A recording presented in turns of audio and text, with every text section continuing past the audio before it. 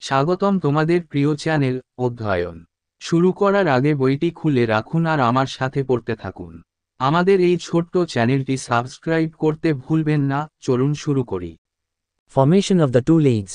In December 1914 Madras Congress session, the efforts for re-entry of extremists failed. দুই লীগ গঠন। 1914 সালের ডিসেম্বরে মাদ্রাজ কংগ্রেসের অধিবেশনে চরমপন্থীদের পুনঃপ্রবেশের প্রচেষ্টা ব্যর্থ হয়। However, Tilak and Annie Besant decided to revive nationalist activity on their own and simultaneously exert pressure on the Congress to readmit the extremists.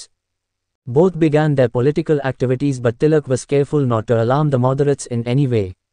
Their efforts paid off, and finally in December 1915 Bombay Congress session, it was decided that the extremists be allowed to join the Congress. This was also made possible partly with the passing away of moderate leaders Gopal Krishna Gokhale and Firoz Shah Mehta in 1915, who were most strongly opposed to the extremists' return. যাই হোক, তিলক এবং Annie Besant তাদের নিজস্বভাবে জাতীয়তাবাদী কার্যকলাপ পুনরুজ্জীবিত করার সিদ্ধান্ত নেন এবং একই সাথে চরমপন্থীদের পুনরায় স্বীকার করার জন্য কংগ্রেসের উপর চাপ প্রয়োগ করেন। উভয়ই তাদের রাজনৈতিক কর্মকাণ্ড শুরু করেছিলেন, কিন্তু তিলক সতর্ক ছিলেন যাতে কোনোভাবেই মডারেটদের সতর্ক না করা হয়। তাদের প্রচেষ্টা ফলপ্রসূ হয় এবং অবশেষে 1915 সালের ডিসেম্বরে বম্বে কংগ্রেসের অধিবেশনে সিদ্ধান্ত নেওয়া হয় যে চরমপন্থীদের কংগ্রেসে যোগদানের অনুমতি দেওয়া হবে। এটি আংশিকভাবে সম্ভব হয়েছিল 1915 সালে মধ্যপন্থী নেতা গোপাল কৃষ্ণ গোখলে এবং ফেরোজ শাহ মেহতার মৃত্যুতে, যারা চরমপন্থীদের প্রত্যাবর্তনের তীব্র বিরোধী ছিলেন। Annie Besant also succeeded in taking a commitment from the Congress that it will start a program of educative propaganda and reviving local-level Congress committees by September 1916. Failing which, Besant will feel free to set up her own league. Annie Besant কংগ্রেসের কাছ থেকে একটি প্রতিশ্রুতি নিতেও সফল হন যে এটি 1916 সালের সেপ্টেম্বরের মধ্যে শিক্ষামূলক প্রচার এবং স্থানীয় স্তরের কংগ্রেস কমিটিগুলিকে পুনরুজ্জীবিত করার একটি কর্মসূচি শুরু করবে। এতে ব্যর্থ হলে বেসান্ট নির্দ্বিধায় তার নিজস্ব লীগ প্রতিষ্ঠা করবেন। Tilak's Home Rule League. Post-Congress decision of readmitting the extremists, Tilak took the lead in setting up the Home Rule League in April 1916 at Belgaum during the Bombay Provincial Conference. G.S. Khaparde was a founding member of Tilak's league. Joseph Kaka Baptister was another prominent activist of the Home Rule movement from Bombay. তিলকের home rule League চরমপন্থীদের পুনরায় প্রবেশাধিকার দেওয়ার কংগ্রেসের সিদ্ধান্তের পর 1916 সালের April মাসে বম্বে প্রাদেশিক সম্মেলনের সময় বেলগাঁওয়ে হোম রুল লীগ স্থাপনে তিলক নেতৃত্ব দেন। জিএস খাপর্দে তিলক লীগের প্রতিষ্ঠাতা সদস্য ছিলেন। জোসেফ কাকা ব্যাপটিস্তা ছিলেন বম্বে থেকে হোম রুল আন্দোলনের আরেকজন বিশিষ্ট কর্মী।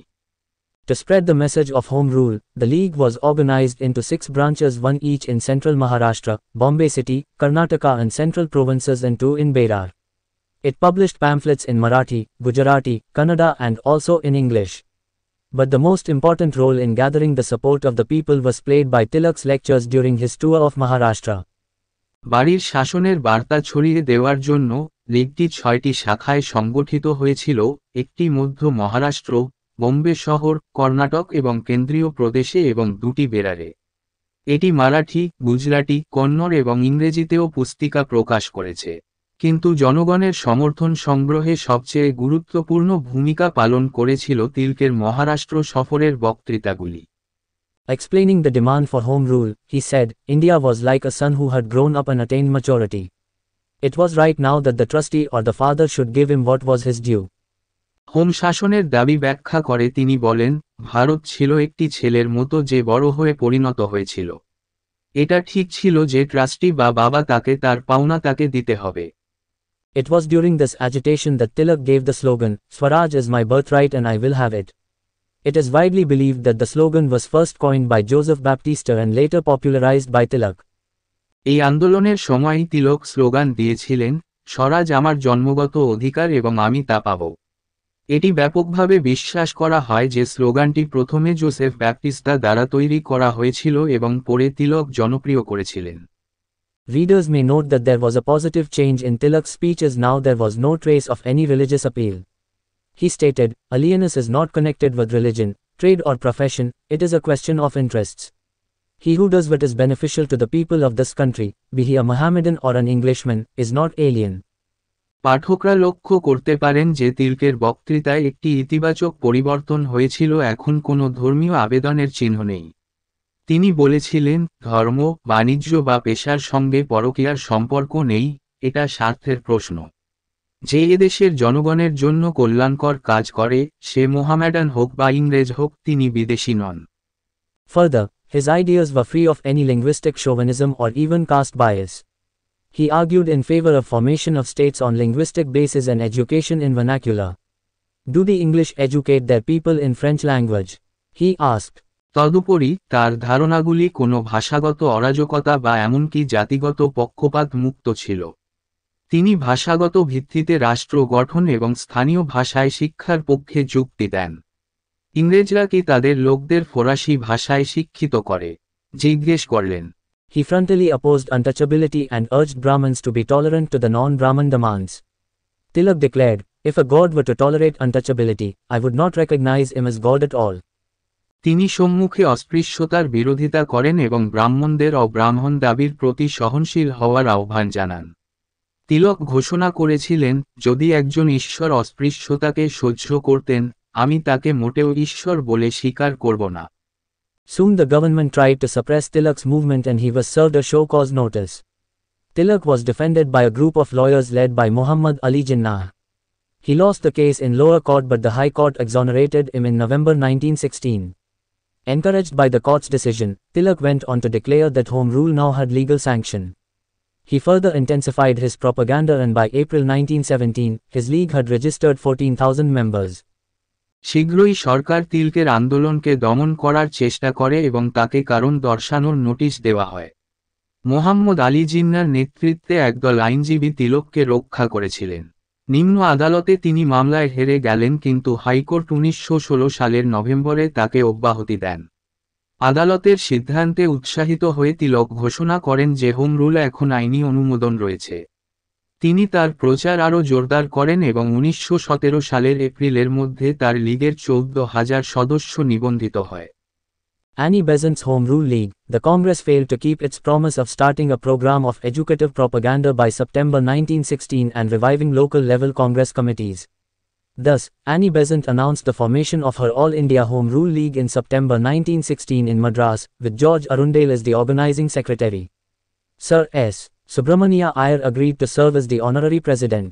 অ্যানি বেসান্টের হোম রুল লীগ কংগ্রেস 1916 সালের সেপ্টেম্বরের মধ্যে শিক্ষামূলক প্রচারের একটি কর্মসূচি শুরু করার এবং স্থানীয় স্তরের কংগ্রেস কমিটিগুলিকে পুনরুজ্জীবিত করার প্রতিশ্রুতি রাখতে ব্যর্থ হয়।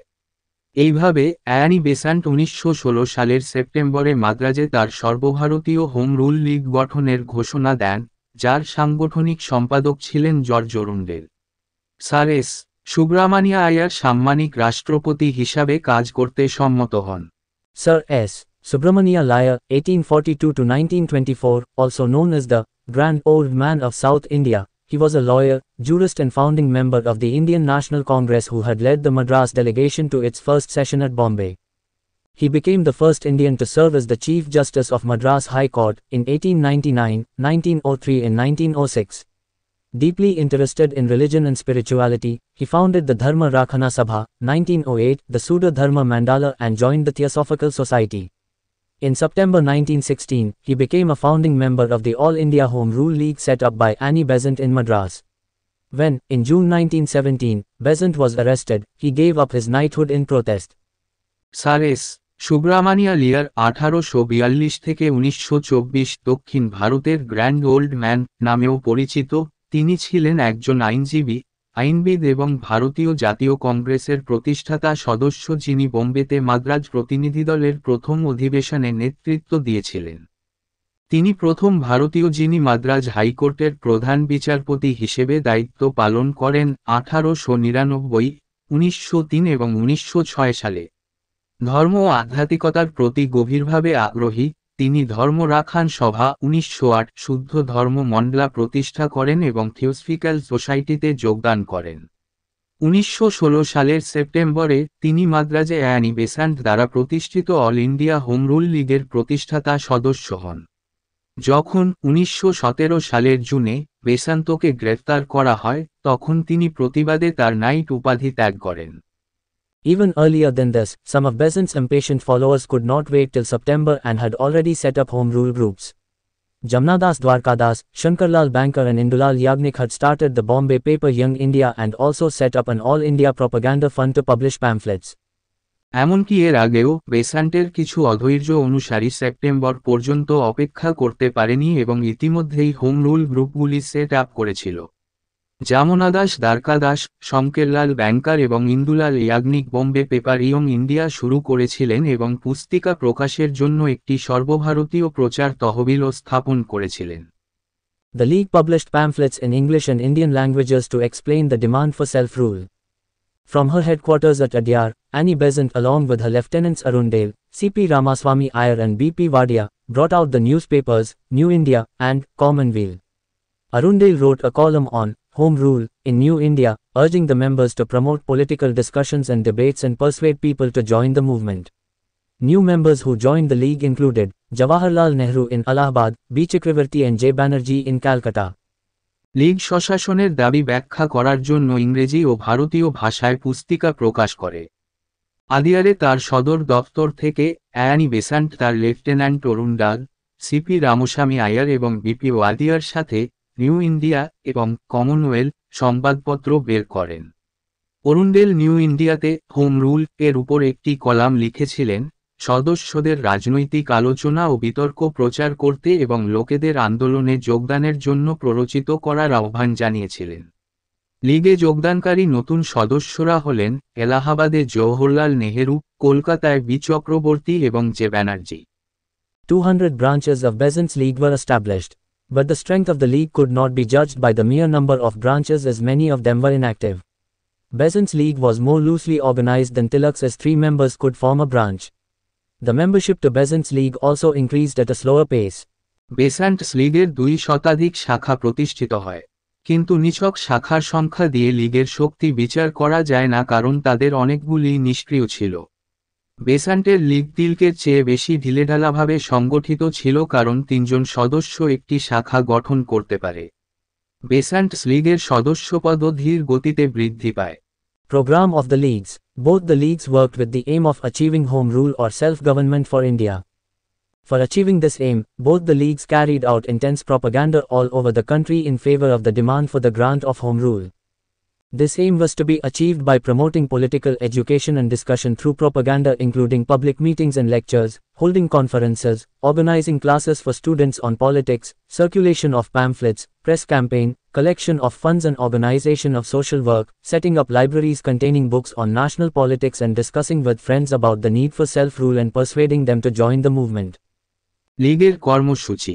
উভয় লীগই ভারতের জন্য হোম শাসন বা স্ব-সরকার অর্জনের লক্ষ্য নিয়ে কাজ করেছিল। এই লক্ষ্য অর্জনের জন্য উভয় লীগই হোম রুল প্রদানের দাবির পক্ষে সারা দেশে তীব্র প্রচার চালায়। জনসভা ও বক্তৃতা, সম্মেলন, ছাত্রদের জন্য রাজনীতি বিষয়ক ক্লাসের আয়োজন, প্রচারপত্র প্রচার, প্রেস ক্যাম্পেইন, তহবিল সংগ্রহ ও সমাজসেবা সংগঠন, গ্রন্থাগার স্থাপন সহ প্রচারের মাধ্যমে রাজনৈতিক শিক্ষা ও আলোচনার প্রসারের মাধ্যমে এই লক্ষ্য অর্জন করা হয়।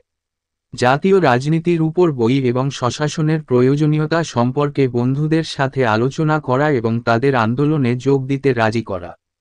Their objective was to educate the people and unite the country under one common aim.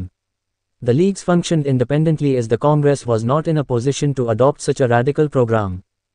তাদের উদ্দেশ্য ছিল জনগণকে শিক্ষিত করা এবং একটি অভিন্ন লক্ষ্যে দেশকে ঐক্যবদ্ধ করা। লীগগুলি স্বাধীনভাবে কাজ করেছিল কারণ কংগ্রেস এমন একটি র্যাডিক্যাল প্রোগ্রাম গ্রহণ করার অবস্থানে ছিল না।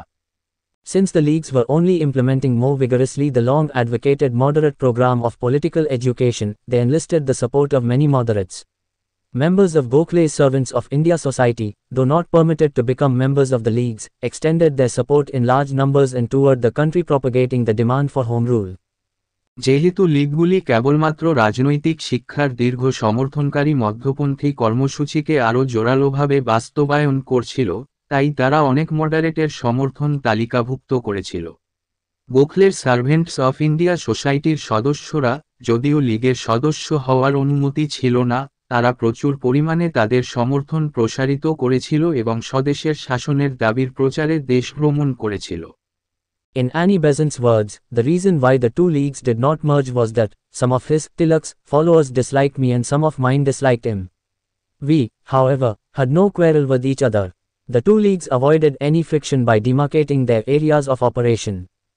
Tilak's league in Maharashtra, excluding Bombay City, Karnataka, Central Provinces and Berar. Annie Besant's league in the rest of India, including Bombay City. Annie বেসান্টের ভাষায় দুটি লীগ একীভূত না হওয়ার কারণ ছিল, তার তিলকের কিছু অনুসারী আমাকে অপছন্দ করেন এবং আমার কিছু তাকে অপছন্দ করেন। তবে আমাদের মধ্যে কোনো ঝগড়া ছিল না। দুই লীগ তাদের অপারেশনের ক্ষেত্রগুলিকে সীমাবদ্ধ করে কোনো ঘর্ষণ এড়ায়। তিলকস লীগ মহারাষ্ট্রে, বম্বে শহর বাদে কর্ণাটক, কেন্দ্রীয় প্রদেশ এবং বেরার। অ্যানি বেসান্টস লীগ বোম্বে শহর সহ ভারতের বাকি অংশে। এখানেই এই ভিডিওটি শেষ করলাম। পরবর্তী ভিডিওতে আমরা বাকিটা পড়ব।